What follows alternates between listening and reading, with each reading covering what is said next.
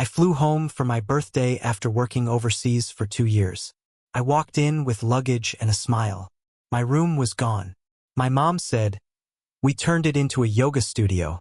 My brother said, "No one thought you'd come back." There was no cake, no dinner, just takeout and shrugged shoulders. I flew back the next morning. A year later, I didn't come home, but I sent invitations to my launch party. They showed up. I told the security guard, "Guests only. No walk-ins. No exceptions." Let me tell you what it feels like to come home after 2 years of working your ass off overseas only to realize home isn't home anymore. I had spent the past 2 years working in Singapore. I was a systems analyst consulting on logistics architecture for multinational companies. Basically, I helped businesses stop wasting time and money. The job was intense and I worked crazy hours, but it paid well.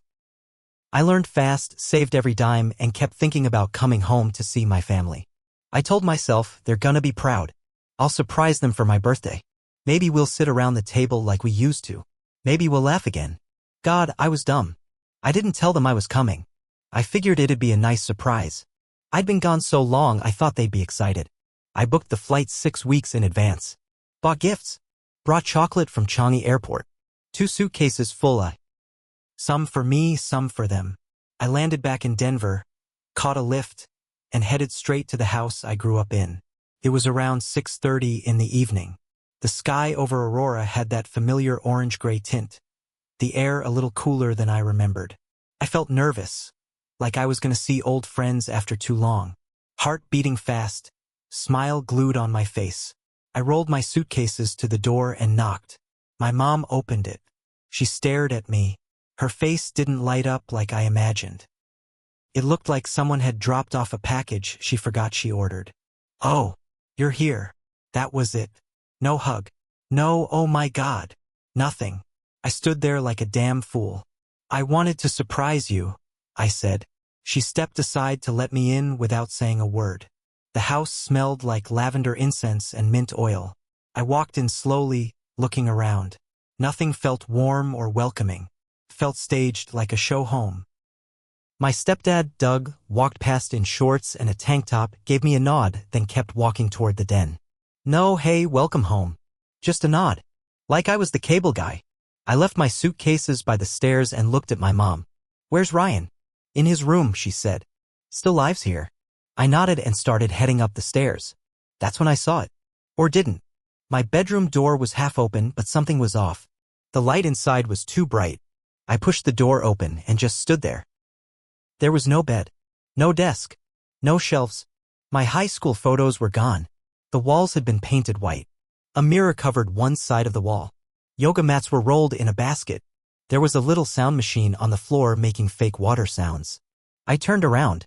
My mom was standing behind me. "What is this?" She didn't even look ashamed.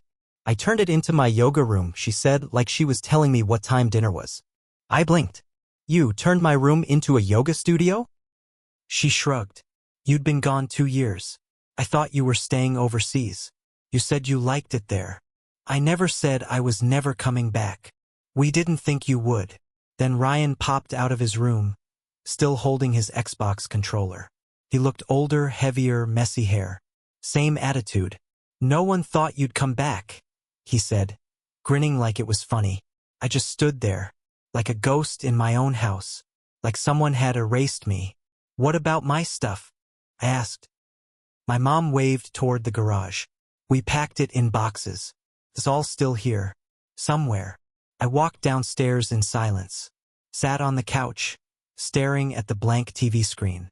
My mom sat across from me, sipping tea. Doug was watching YouTube with earbuds. Ryan was already back in his game. No one asked what it was like over there. No one said, "Happy birthday." No one cared. At 7:15, my mom glanced at the clock and said, "We ordered takeout. There's some sesame chicken in the kitchen if you're hungry." I sat there in silence, appetite gone. There was no cake, no card, no dinner table. Just Chinese takeout in white boxes on the counter and 3 people who couldn't wait for me to leave. That night I slept on the pull-out couch. No sheets, just a scratchy blanket from the hallway closet. I stared at the ceiling, listening to the sound of Ryan yelling through his headset upstairs. I didn't sleep. I left the next morning. Didn't say goodbye. Just called a ride and went back to the airport. On the flight back, I didn't cry. I didn't rage. I just felt cold. Like something inside me had switched off. I realized something. They didn't forget me. They erased me. And that's when the idea came to me. Not revenge, not yet. Just a vision. I was going to make something. Something real. Something they couldn't ignore. I would never again walk into a house hoping for love. I would make them come to my house. So I did. I didn't talk to them after that. Not for a month. Not for 3. Not even when my mom sent a lazy group text on Thanksgiving that just said, "Happy Turkey Day, poultry leg." I didn't reply. Neither did she follow up. I was living in a small 2-bedroom apartment in Singapore, on the 3rd floor of a concrete building with thin walls and loud neighbors. But I had 2 monitors on my desk, a mattress that didn't hurt my back, and something bigger than all of it. I had a mission. I built the app during weekends and nights. It started as a small project. Just something to help warehouses run smoother. I worked with 2 guys I met through a local startup hub, Manoj and Jared. We were all hungry. We barely slept. I was obsessed. I named it Vector Point. By month 10, we had a working product. By month 12, we had 2 companies doing trials. By month 14, we had our first paying clients. That's when I knew. It was time to show them what I built. But not with a call. Not with a letter. That would be too easy. Too kind. I decided to throw a launch party. I rented out a venue in downtown Denver. Something classy, but not flashy, marble floors, sleek lighting, valet parking. I invited clients, potential investors, even some old friends from high school who actually supported me over the years. Sent digital invitations. Had everything printed with gold trim. RSVP required. No walk-ins. Formal attire. Cocktail hour. Catered dinner. And then I sent them invitations. I didn't expect them to come. But I made sure they knew I was the one sending them. A week passed. No word. 2 weeks. Still nothing. Then, 3 days before the event, I got the notifications. RSVP confirmed. Patricia, mom. Doug, stepdad. Ryan, brother. I laughed when I saw it. Not because it was funny, but because it was sad. They thought they were back in. They had no idea. I flew into Denver the day before. Checked into a hotel. Had the final walkthrough at the venue. Everything was perfect. But the best part? The security detail. I'd hired 2 guys, not meatheads, but professional. Clean suits. Earpieces.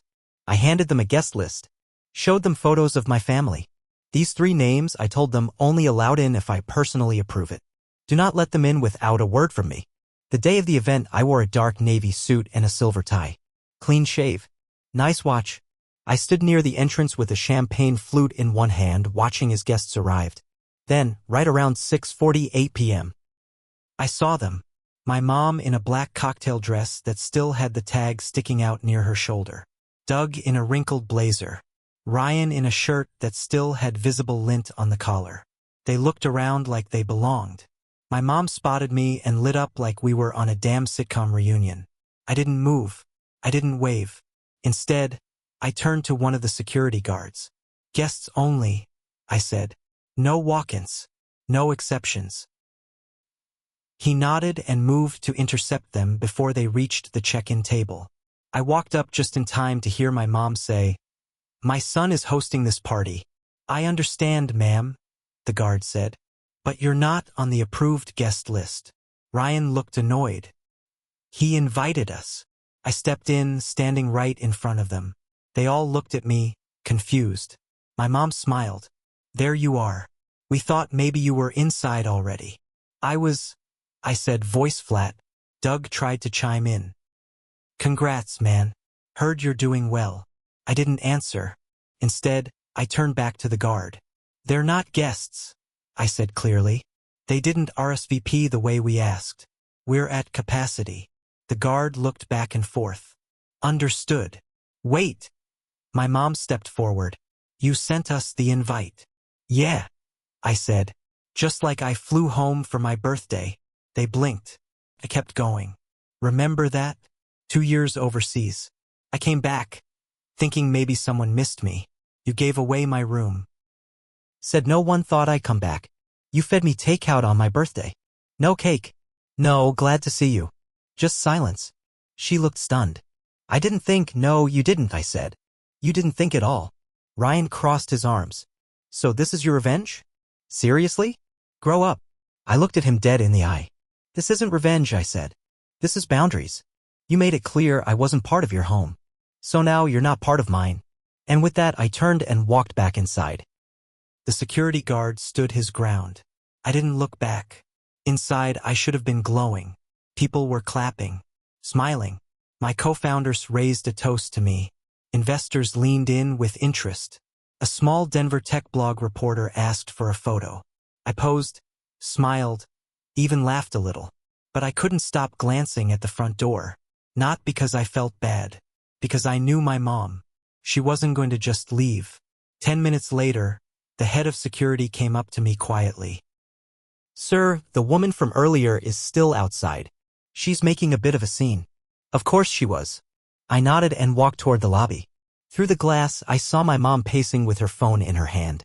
Ryan was scrolling, probably tweeting some nonsense. Doug was talking to the valet like he was looking for backup. Guests in gowns and suits walked by, trying to ignore them. I walked outside. Before I could say a word, my mom spun around. You invited us just to humiliate us? No, I said calmly. I invited you to show you what I built. We came here for you. I stepped closer. You came here because you thought you were owed a piece of it. She flinched like I slapped her. You never called once in 2 years. I continued. Not once. Not even when I sent postcards. You didn't care where I was. And when I showed up on the one day, I thought maybe we'd reconnect. My birthday, you acted like I was a stranger. Doug muttered. We didn't know you'd take it so personally. I laughed. How could I not? You gave away my room. My mom looked around, trying to find sympathy from someone. We didn't think you were coming back. Exactly, I said. And now I didn't come back again. But this time I sent a warning. Ryan shook his head, smirking. You're acting like some rich startup brat now. Think you're better than us? I took a breath. No. I just know my worth now. You made it clear I didn't belong in that house anymore. Now you don't belong in mine. They stood there, quiet for the first time. Then came the twist I didn't see coming. My mom said something that made my stomach drop. I needed that room. You don't understand what it was like after you left. After your dad stopped sending support and your stepdad got cut back to part-time. I was depressed. I was in pain. That yoga room kept me from losing it completely. I stared at her. I lost control of the house. The bills. Ryan wouldn't move out. Your dad stopped answering calls. You think I gave away your room like it was nothing? I gave it away to keep myself sane. I didn't know what to say. Doug added, we should have handled it better. We didn't expect you, but we didn't mean to hurt you. Ryan scoffed. You guys sound pathetic. He didn't care then, he doesn't care now. Shut up, Ryan, my mom snapped. Just shut up. Now that surprised me. She turned back to me. I'm not asking for money. I don't expect anything. But I want you to know you were never erased. We were just trying to keep our heads above water. My hands were shaking a little. I wasn't ready for this. I wasn't ready for anything other than hate. I stood there, staring at the three of them. For the first time in years, my mom looked like someone trying to be honest. Maybe she was. Or maybe she was just good at knowing when to pivot. I wanted to believe her, but I couldn't forget how small they made me feel. How come you never told me any of that? I asked. She hesitated. Because we didn't want to make you feel guilty. You were doing well. Traveling. Working. I didn't want to drag you into our problems. Doug added, we figured you needed distance. That maybe staying away was helping you grow. You know what would have helped me grow? I said, my voice tight. Support. A phone call. A text that said, we're proud of you. Not a cold welcome and a sleeping bag on the couch. Ryan finally chimed in again, arms crossed. You came back once and now you think you know everything? You left? Man. You took off and didn't look back. That hit me sideways. I didn't expect it to sting, but it did. I left because I had to, I said. Because I had nothing here. No opportunity. No plan. I built a life because no one else was going to help me build it.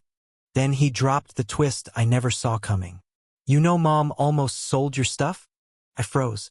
She thought you weren't coming back. Your old guitar, your yearbooks, even that comic book collection you used to brag about. All of it almost went to Goodwill. I stopped her. My mom turned toward him. Ryan, no. He should know. I stared at her. Is that true? She looked away. I thought, maybe someone else could use it. You hadn't called in months. I laughed bitterly. I sent letters. Remember those? Postcards from every country I traveled through on that 3-month assignment in the Philippines? Malaysia? India? No answer. I taped one of them to your mirror, I added. I wondered for months why you never mentioned it. She looked ashamed. And then I understood something. They weren't just thoughtless, they were drowning in their own dysfunction, blaming me for leaving while quietly resenting my success. I sent you all invites to show you who I became without you, I said. Not to hurt you, but to protect what I built. There was silence.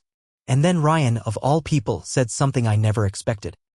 So what now? That's when a reporter from the tech blog stepped outside. Looking for me. Mr. Keller? They're ready for your speech. I turned back toward the venue. I didn't answer Ryan's question. I just walked back inside. Inside the venue, the music was soft. The lights dimmed just right. Everyone was gathered near the stage. Glasses clinked. Laughter echoed. My co-founders stood to the side, giving me the signal. It was time. I stepped up to the mic. The room got quiet. Thank you all for being here, I started. This launch isn't just about the app. It's about starting over. About building something with your own hands when no one believes you can. There was a soft round of applause. I waited. I worked for 2 years overseas. Alone. Far from family. I came back thinking maybe someone would be proud. Instead, I came back to find my room turned into a yoga studio and Chinese takeout on my birthday. The room got tense. You could hear people shift in their seats. I don't say that to make anyone feel bad. I say it because it happened. I was erased in the place I thought was home. No one made a sound. But I didn't let that be the end of my story. And then, without warning, I pulled up the last slide on the projector behind me. It was a photo of my old room, the yoga mats, the mirror, the candles, taken the night I came home. Below it, NO1 thought you'd come back, Ryan, age 22. You could hear the shock in the room. I saw my co-founder Jared raise his eyebrows, mouthing, damn. This company, I said, is the product of rejection, of being pushed out, counted out, and thrown out. So for anyone here tonight who's ever been told they don't belong, this one's for you. Loud, hard applause. But I didn't feel good, because truth is, I wasn't spotless either. I walked outside an hour later. They were gone. But that wasn't the end. 2 weeks later, my mom called. I didn't answer. She left a voicemail. You made your point. We got the message. Loud and clear. She sounded tired. Beat down. I stared at my phone for a long time. I didn't return the call. A month after the party, I heard Ryan moved out. My stepdad retired early, bad knees. My mom started teaching yoga full-time out of a rented basement studio. She never sold my stuff, but she did give most of it away except the postcards. I found that out later when a box showed up at my Singapore apartment with all of them neatly tied together. No note, just the cards. That's when the guilt hit me. I hadn't just drawn a line, I lit the whole bridge on fire. They were cold, yes. Thoughtless, yes. But I was bitter. I weaponized success. I put their shame on a slideshow and fed it to a room full of strangers. It felt like justice. But it was revenge. And in the end, nobody won. I don't regret building my life. I regret needing them to notice. I regret going home at all. They erased me. So I erased them back. But the silence after. That part? That still stings.